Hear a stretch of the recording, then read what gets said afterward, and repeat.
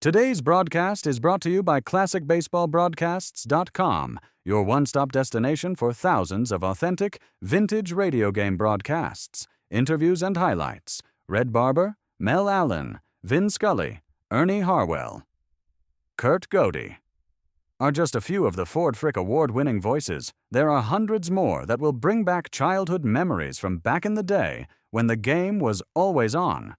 From the crack of the bat to the roar of the crowd, relive the moments that made Baseball America's favorite pastime. Get started for free and step back in time listening to baseball's greatest moments. The following program is being shortwaved overseas by the Armed Forces Radio Service. Colgate, Colgate presents Bill Stern. With the Colgate Shave Cream Sports Newsreel. Bill Stern, the Colgate Shave Cream Man, is on the air. Bill Stern, the Colgate Shave Cream Man, with stories rare. Take his advice and you'll look keen. You'll get a shave that's smooth and clean. You'll be a pilot brushless fan. Good evening, ladies and gentlemen. This is Bill Stern bringing you the 306th edition of the Colgate Shave Cream Sports Newsreel. We're broadcasting tonight from the city of Detroit, Michigan, and our guest here in Detroit is one of America's most famous radio stars, the Lone Ranger. But first, Reel 1, Portrait of a Great Athlete. This is the story of Louis Zamperini. It's one of the most thrilling stories that's come out of this war in many a moon. But Louis Zamperini's story really begins back in 1936. For back in 1936, Louis Zamperini was the champion runner at the University of Southern California. He was the intercollegiate mile champion. He was an American champion. And because he was one of the best runners in America, the United States sent him to represent this country in the Olympic Games that were played that year in Berlin, Germany. Louis Zamperini didn't win those Olympic Games. No, but he got his name in every newspaper in America. For while he was at those Olympics in Berlin, Zamperini tried to climb the flagpole in front of Adolf Hitler's palace. He was trying to steal Adolf Hitler's personal swastika, and he did tear down Hitler's personal flag. Then, while he was doing it, the German guards saw him. They shot at him as he dropped to the ground. They beat him up.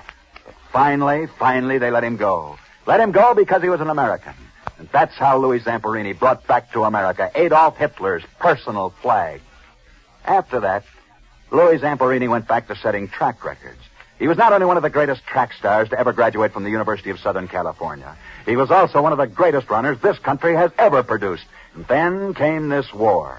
And as soon as America went in, Louis Zamperini joined the Air Corps. He was a bombardier flying in the South Pacific. That is, he was flying in the South Pacific until one day in 1943 when he was ordered out on a routine flight.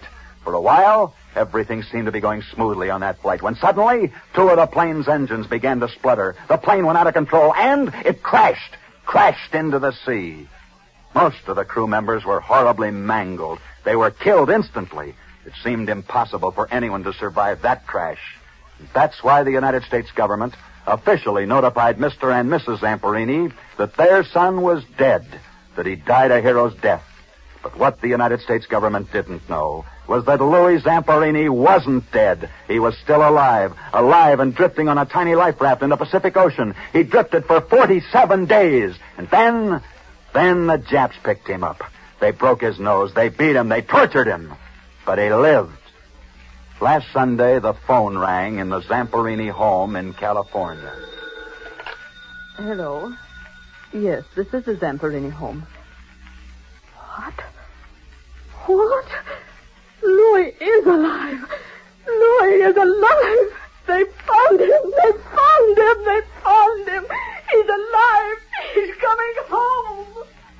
Yes, Mrs. Zamperini, your son is coming home. Back to his own room, the room where he keeps Hitler's personal swastika, the flag he stole from in front of Hitler's palace. Only this time, Mrs. Zamperini, your son is coming home for good. But that's not the end of the story. No, the end of the story is very strange. For Louis Zamperini owes his life to a small gold ring, a ring he was wearing on his finger. For with this ring, he smashed a glass window and escaped from the inside of a plane after it crashed. Strange, isn't it, that a gold ring should save Louis Zamperini's life, but he himself says that it did. Yet it's even stranger when you realize who gave him that ring. For that ring was given to Zamperini by the famous old-time University of Southern California track star, Charlie Paddock, who years before, like Zamperini, had also been an Olympic star. And so, when Louis Zamperini had made the Olympic team, Charlie Paddock had given Zamperini that ring, saying it brought him good luck, and he hoped it would do the same for Zamperini. Well, it did. It saved his life in a plane crash. But what's even more amazing is the fact that when Louis Zamperini was saved at sea, thanks to Charlie Paddock's ring, Charlie Paddock himself, without that ring, crashed to his death on the very same day. Portrait of Fate. Reel 2. Who holds the record of having participated in more World Series games than any other player? Who? Why, it's none other than the Pittsburgh Pirates skipper, Frankie Frisch. And Frankie Frisch uses Colgate Brushless Shave Cream, the shave cream of champions, because here's what he recently wrote me. Dear Bill, I always used to envy those kids with beards like Peach Fuzz who could shave fast with a no-brush cream. But I never thought any brushless cream could soften my tough whiskers. Then you got me to try Colgate Brushless. Honestly, Bill, Colgate Brushless cops the pennant for speed and comfort. And there's all the convenience of no-brush shaving besides. Signed, Frankie Frisch. Yes, says Frisch, Colgate Brushless is my dish. No wonder. Colgate Brushless Shave Cream is made especially for you men with wiry whiskers and naturally sensitive skin. This rich, fluffy, active cream tames the toughest beard, keeps it soft while your razor glides over the surface, speedy and easy. Nary a snag or pull, and no after irritation with Colgate Brushless. Then, for an extra dividend, Colgate Brushless rinses off your razor and your face in a flash. Look, fellas, this is more than a promise, it's a guarantee. If you're not absolutely satisfied with Colgate Brushless Shave Cream, just send the top of the carton to me, Bill Stern, care of Colgate, Jersey City, Zone 2, New Jersey, and I'll see that you get double your money back. Reel 3. Colgate's camera close-up of Detroit, Michigan. Tonight we're broadcasting from the city of Detroit, and here in Detroit lives one of the most famous radio stars in America. You know him as the Lone Ranger with his familiar Hi-Yo Silver. And here he is in person, the world-famous Lone Ranger. Hiya, Bill, and welcome to Detroit. Good evening, sir. What's all this Hi-Yo Silver business? Is there really a horse named Silver? There is now, Bill. Well, I'll admit I didn't get him until the mythical Silver of our radio show became so popular. I see. Well, as long as we're going behind the scenes, how did you get to be known as the Lone Ranger? Well, Bill, you see, 13 years ago, a new radio program started telling a story of some Texas Rangers who were ambushed and shot by outlaws. Only one of the Rangers lived, and because he was the only one left alive, he became known as the Lone Ranger. I was fortunate enough to play that part. Well, now, would you mind telling me what your real name is? Not at all.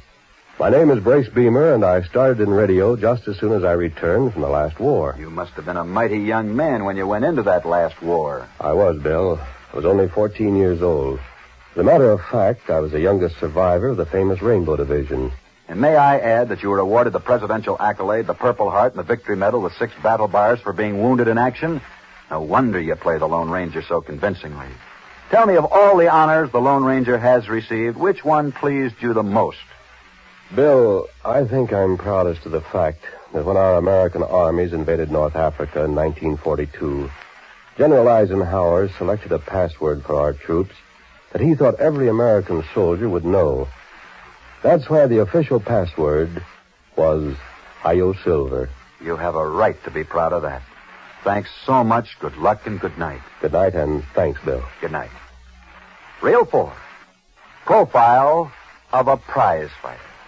This is the story of a prize fighter. A prize fighter named Harry Armstrong. Harry Armstrong was a good prize fighter. He lived in Boston, and he fought many years ago. But good as he was, Harry Armstrong could not get many feature fights. And so, after a while, he had to become a sparring partner. True, there wasn't much glory in being a sparring partner, but at least it was a living, hard as it was, and it was hard.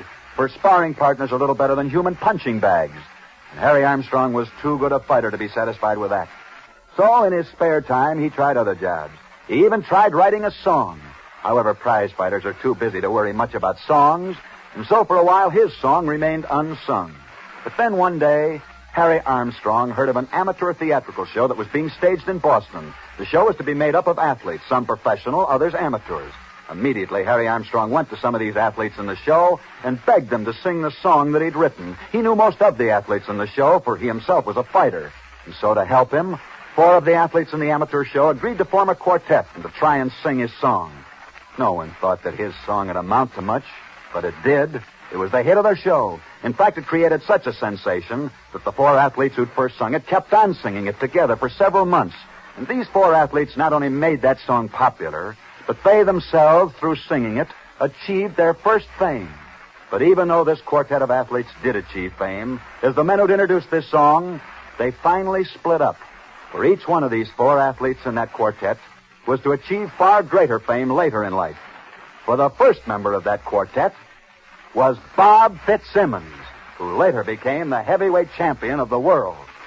The second member of that quartet was a former fighter named Edward Muybridge, who became famous as the man who invented the motion picture camera. And the third member of that quartet became famous by becoming one of our very first movie stars. His name was Douglas Fairbanks.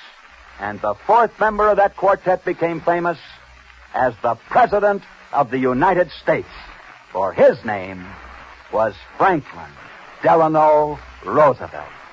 And that's the story of four former athletes who once formed a quartet at an amateur athletics show to introduce a new song written by a prizefighter named Harry Armstrong.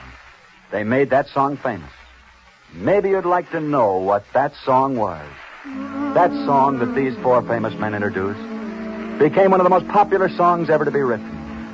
For this song that Harry Armstrong, the prizefighter, once wrote was the never-to-be-forgotten melody, the immortal Sweet Adeline. You're the flower of my heart, sweet Adeline. Profile of a song. Reel 5. Since we're broadcasting from Detroit tonight, here's Carl Erickson, and what he says is right. Colgate Brushless Shave Cream is made for tough beards and tender skin. Yes, Colgate Brushless, the shave cream of champions, delivers the utmost in shaving satisfaction to men with wiry whiskers and sensitive skin. It's a light, fluffy cream that leaps into action the second you smooth it on. Colgate Brushless makes those stubborn whiskers soft, so they shave off quick and easy without pulling or snagging. It leaves your skin smooth and comfortable. No after irritation. No goo or grease to gum up your razor either. It rinses off your face and razor lickety-split. Get a jumbo jar this evening and try Colgate Brushless, the shave cream of champions for your next shave. And now, back to Bill Stern. Reel 6.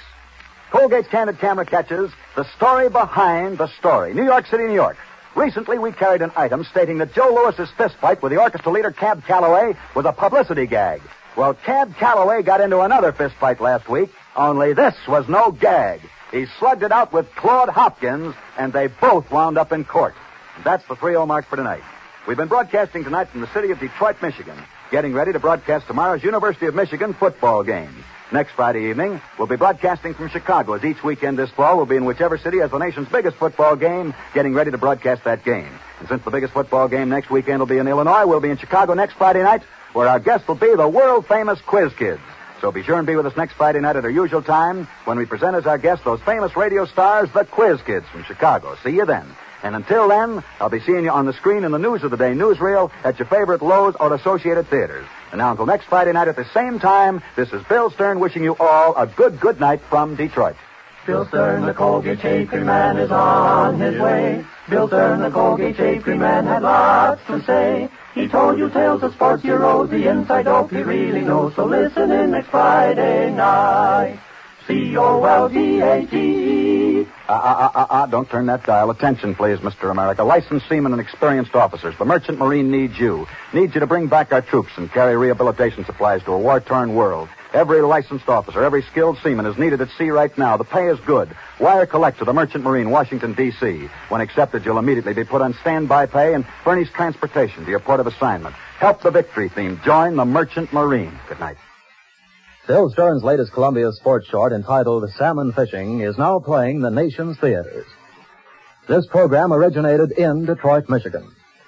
This is the National Broadcasting Company.